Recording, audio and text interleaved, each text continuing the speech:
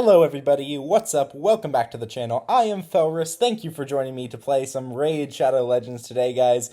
Alright, today we have a banger of a video for y'all. My tips and tricks for Live Arena, the stuff that let me climb high enough to get Quintus, not as a super high spender, mostly as free to play, all that kind of good stuff. So, here are my tips and tricks for Live Arena. But before we do that, be sure to like the video, subscribe to the channel, and of course, the link to my Discord is in the description below if you would like to join our Discord community. So guys, today we are going to be talking about arena roles, the most important arena roles, who to ban, what order to pick your champions in, and the best gear sets for each tier of Live Arena, because the strategy changes the higher or lower you are in the tiers. So, the first thing that you want on your champions, the arguably most important thing to have on all your champions, is good speed, right? So if we go ahead and take a look at my Arbiter here, Arbiter is running at 350 speed. Now, I didn't always use Arbiter. I only got her once I entered into Gold 1. So you can get all the way to Gold, at least, without an Arbiter. However, Arbiter is a great champion for Live Arena because she has a turn meter fill, but we'll get to all that later.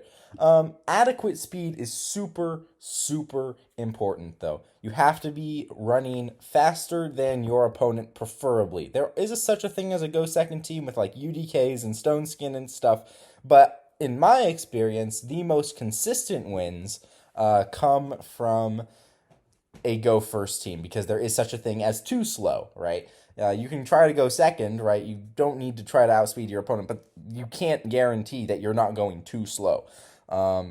And if you are going too slow, you're just going to get absolutely nuked. So the best thing to do, in my opinion, is to try to go first, is to try to outspeed your opponent. And to do that, you need good speed. So my Arbiter is running there at 350 speed, right? This is my speed pod drag. My speed pod drag is going to be running at 321 speed.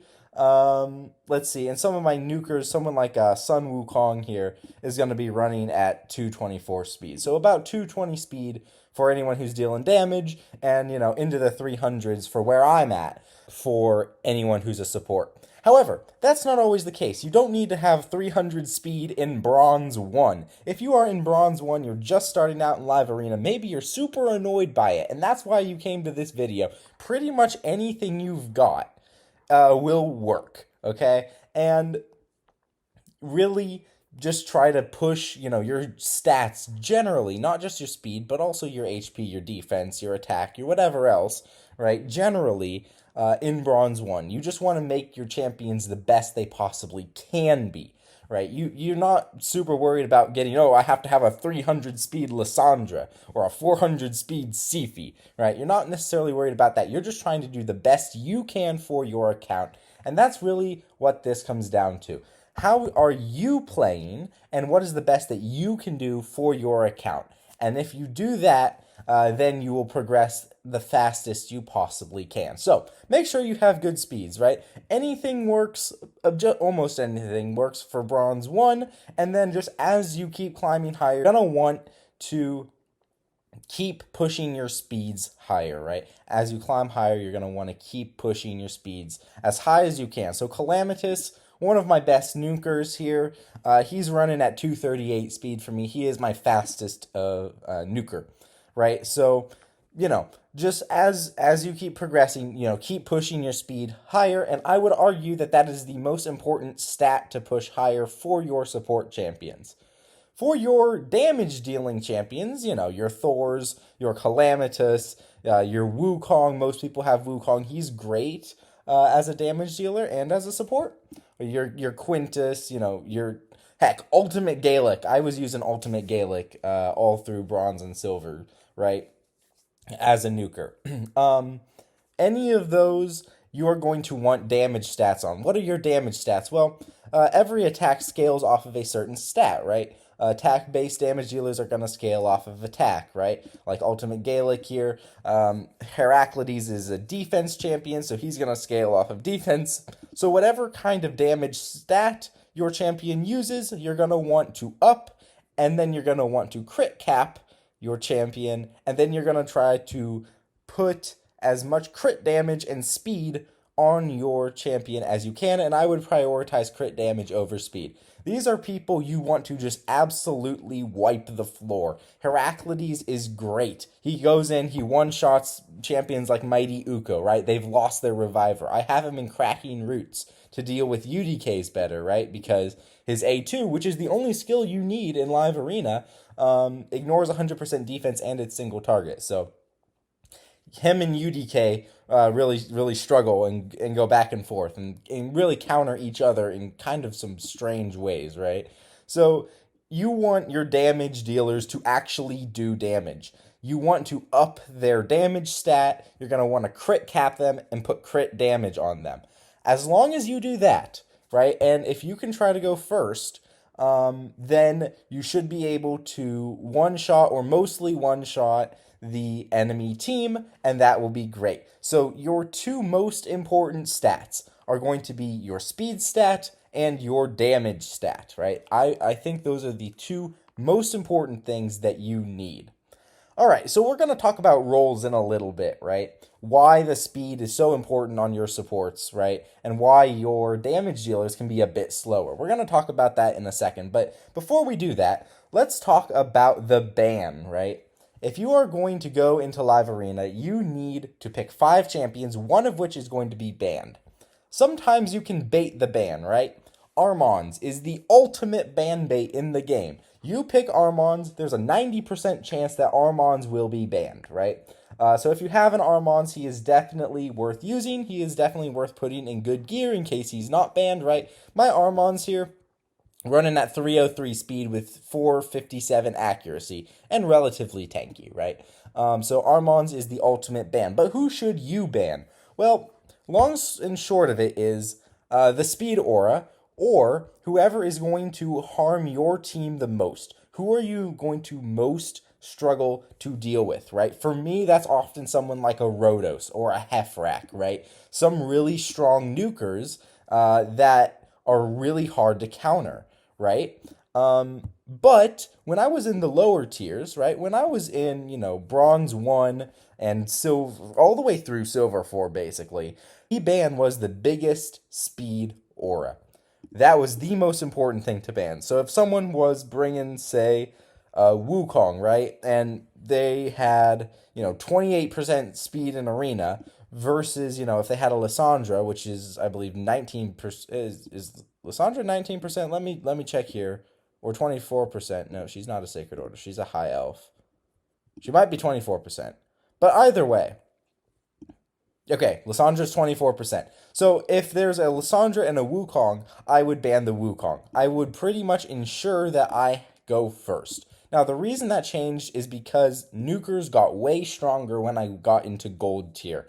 So I would actually start banning like Hefrak, so that when I killed somebody, assuming I didn't have a buff strip and a stone skin, whatever, but when I killed somebody, I wouldn't kill myself, right? So in gold, you want to choose whoever is the biggest threat. And that applies, for all the tiers too. It's just far more likely to be, someone who has a big fat speed aura in the lower tiers than it is in gold, right? In gold, all your arbiters are running at similar speeds, right? There's a bit of a range, but they're running at similar speeds, so you have a chance to outspeed them, right? But in silver, like, the speeds are absolutely all over the place. You could go against a super fast like whale who just didn't play live arena and fell into silver, or you could go against like some dude who you don't know how he got there, right? Like that's how it works in the lower tiers. And that is, fine, but you just have to be prepared for it, right? So I would recommend banning the speed aura or the champion that your team is going to have the hardest time dealing with, and your team, your account and how you play, so you get to make that call yourself. But I can just give some recommendations, right? So as far as nukers go, the ones I find to be the most difficult to deal with are Hefrak, right? Because he's got this passive where he instantly activates this A2, which hits really hard. So Hefrak is really hard to deal with.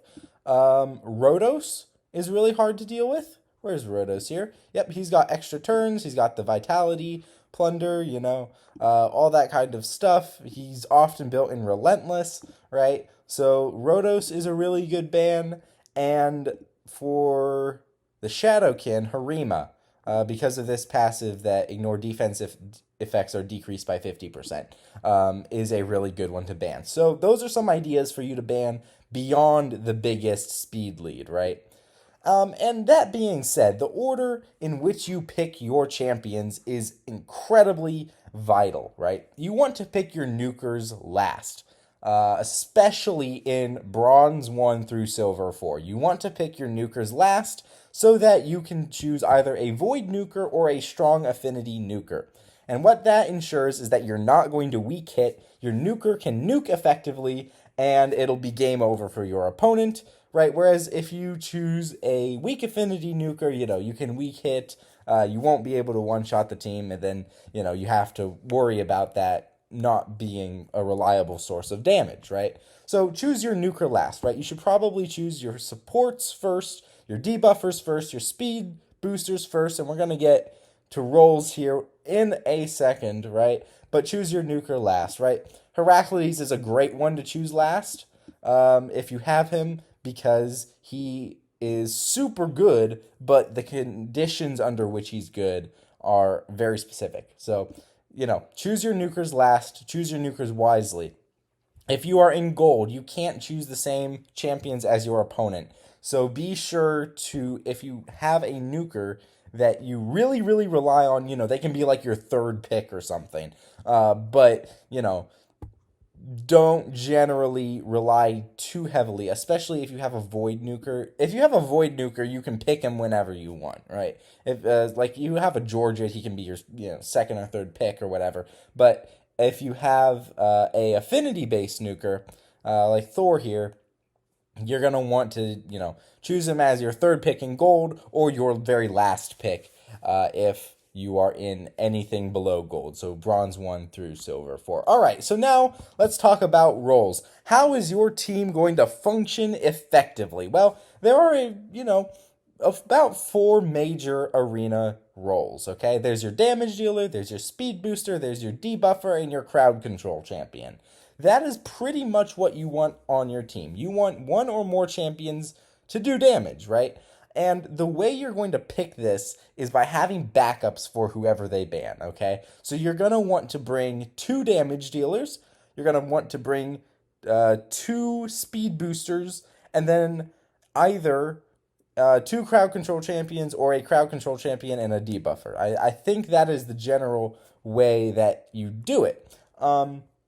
So like Mithrala here is a great debuffer and a crowd control champion. She's got a Hex, right, for spreading damage, and then she has a Petrification. So Mithrala is very good, right? Vizix is a good crowd control champion for Live Arena. I actually quite like her for Live Arena. She's not as good as Armand's, but if you can fit her into the team, she does very well as a provoker, right? Of course, the ultimate crowd control champion is Armand's with this A2 with a stun and a turn meter steal, right, on everybody.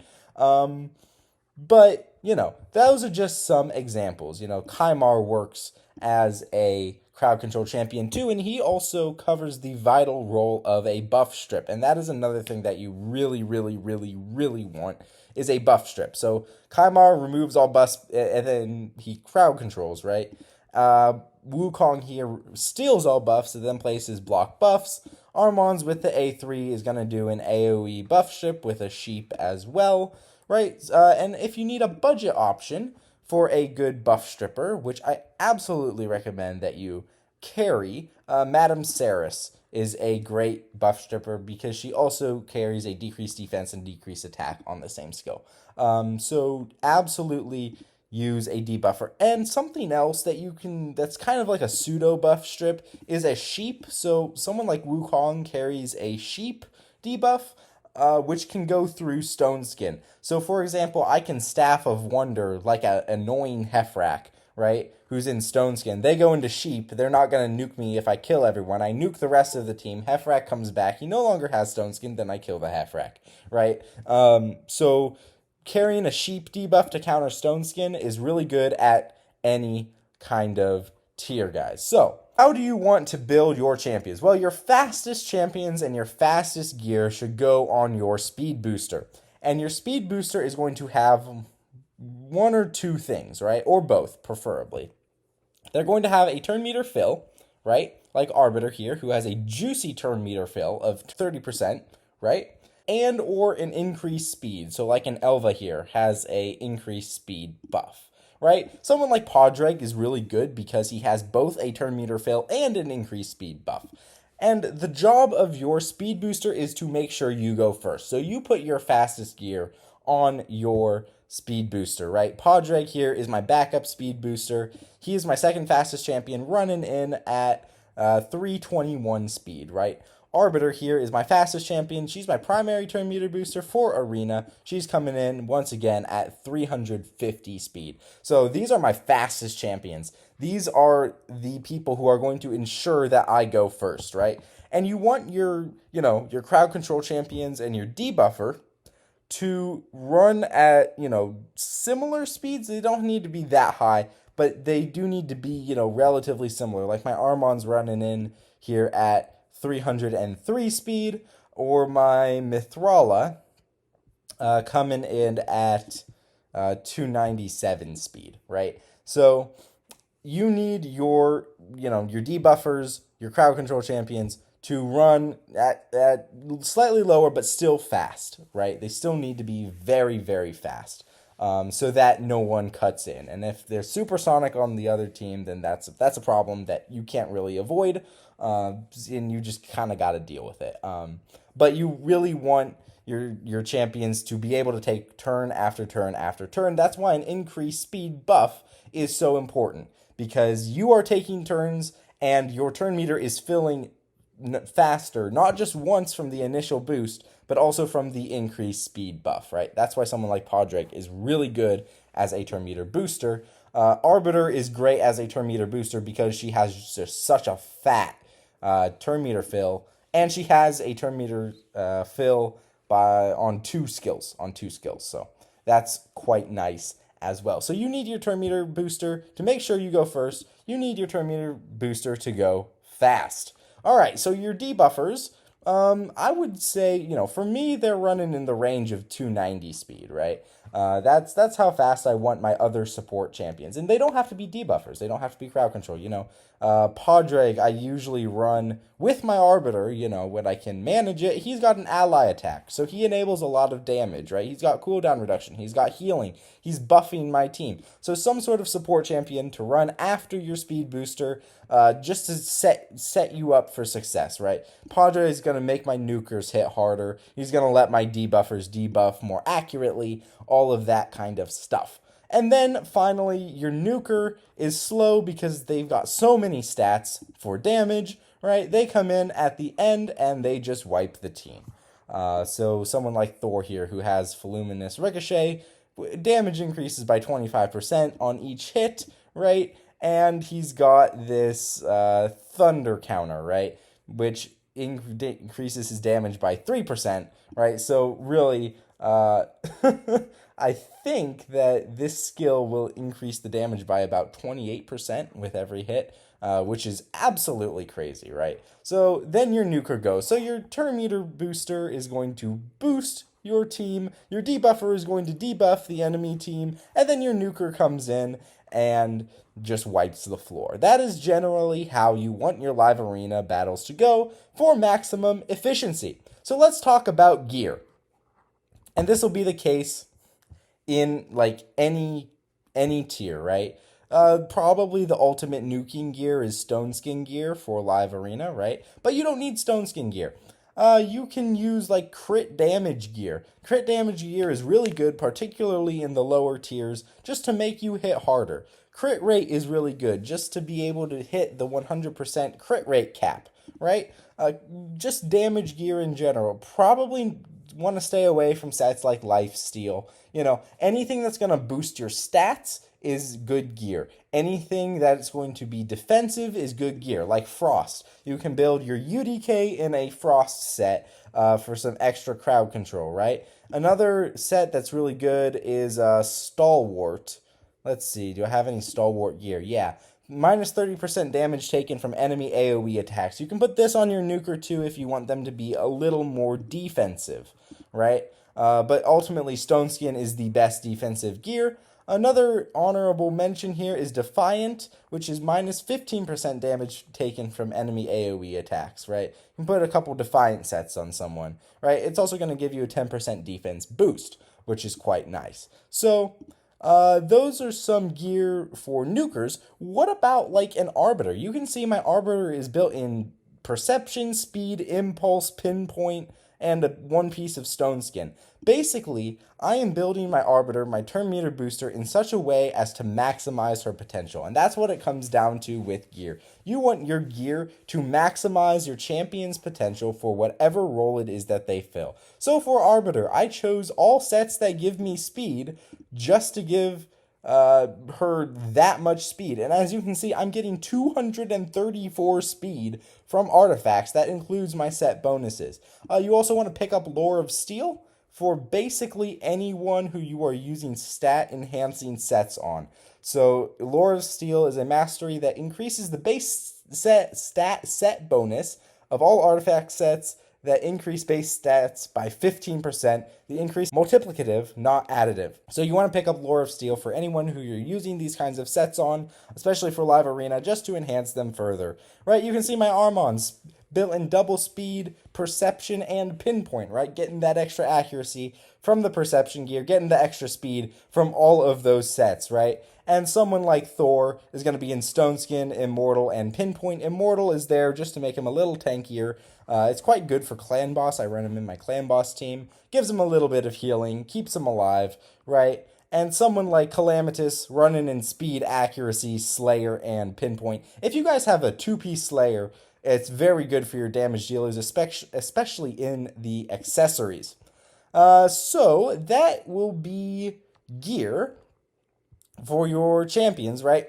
I've got a Cruel set on Quintus, and Merciless set is really good, but you really want to just optimize your champions for whatever job that they are doing. If you can pull off a 9-piece Merciless build on your Wukong, do that, you know? If you can pull off 9-piece protection on your Padraig, do that. Whatever it is that works for you, whatever level your account is at, the only thing that I would say is keep pushing your limits, right? Keep pushing the limits of your account so that you can do the best you can in Live Arena, and the way you do that is just by pushing stats. A great way to do that is with artifact sets, particularly 9-piece sets. 9-piece sets are really good if you can slap on like a 2-piece, 3-piece, 9-piece set, right? Mithrala here is in 3 pieces of Feral, right?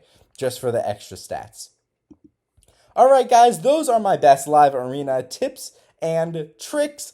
Thank you for watching, guys. Once again, you can support the channel on Patreon or join me on Discord using the link in the description below. Feel free to reach out with any questions you have in the comments or on the Discord. I have been Felrus, and I will see you in another video.